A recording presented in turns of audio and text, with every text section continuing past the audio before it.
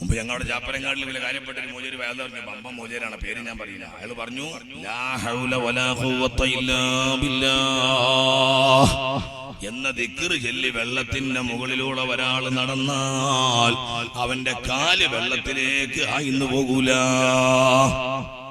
അതൊരു നാടനായ നമ്മളെ ഈ ആചാര്യമായൊരു കാക്ക പത്തുൽ മീൻ ഓതിയില്ല, മുത്തബിരുദും കണ്ടിട്ടില്ല, മുഞ്ചിലും കണ്ടിട്ടില്ല, മുർഷിദും കണ്ടിട്ടില്ല, കാമൂസും കണ്ടിട്ടില്ല. അങ്ങനത്തെ ഒരു പച്ച നാടൻ കാക്ക കൽബിനോട് ഉറപ്പിച്ചു, റഹ്മാനെ ലാ ഹൗല ചൊല്ലിയാല് വെള്ളത്തിൽ താവൂല. അന്ന് ആ വല്യപ്പാന്റെ വീട്ടിലാണ് ഈ ബേദാറ മോചനക്ക് ചെലവ്. രാത്രി വേദ ചോറ് പോയന്റെ അക്കരെയാണ് ഇയാളെ പേര്. തോണി കുത്താനാണെങ്കിൽ മോനുള്ളത് മോൻ എറണാകുളത്തേക്ക് പോയതാ. ഇനി ആരാ തോണി തൊയ്യാ? ഒരാളും കിട്ടാനില്ല. ഇയാൾ മനസ്സിൽ ബേജാറ് പഠിച്ചോനെ ഞാൻ എങ്ങനെ ഉസ്താദിനെ ചോറിന് കൊണ്ടുപോകുക. അപ്പോഴാണ് മോനെ തൊള്ളി കൂടെ കട്ടക്കാലി വാക്ക് വന്നത്.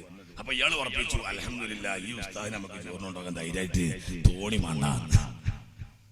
മൊല്ലാക്കെന്താ വല്യപ്പൻ തേട്ടി ഉസ്താദേ നിസ്കാരം കഴിഞ്ഞ പറഞ്ഞു ഫുഡ് നമ്മളെ പെരിയില പോകല്ലേ?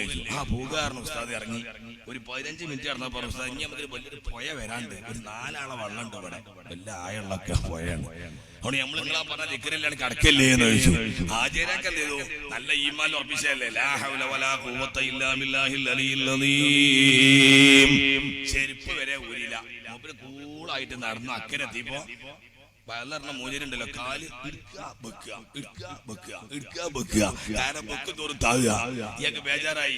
അപ്പം അക്കരന്ന് ആചാര്യ, അല്ല ഉസ്താദെ നിങ്ങൾ പറഞ്ഞു കേട്ട് സ്വീകരിച്ചപ്പോ ഞാൻ ചെല്ലി ഇങ്ങോട്ട് കടന്നത്, ഇങ്ങോട്ട് പറഞ്ഞ നിങ്ങൾക്ക് ഈമാല്ലേ? അപ്പൊ ആചാര്യ എനിക്ക് അത്ര ഈമാല്ല, ഞാൻ ബാലൊരു കിതാബ് കണ്ടതാണ് പറഞ്ഞതാണ്, പക്ഷെ കട്ടക്കാലപ്പോ ഞാനാ കുടുങ്ങിയത് എന്ന് പറഞ്ഞ മാതിരി ഞാൻ പറഞ്ഞതിൽ എനിക്ക് വിശ്വാസമുണ്ട്. എനിക്ക് വിശ്വാസമുള്ളത് ഞാൻ പറയാറുള്ളൂ. അല്ലാത്ത കാര്യം ഞാൻ ഇന്ന് വരെ ഈ 41 വയസ്സുള്ള ഞാൻ പറയാറില്ല.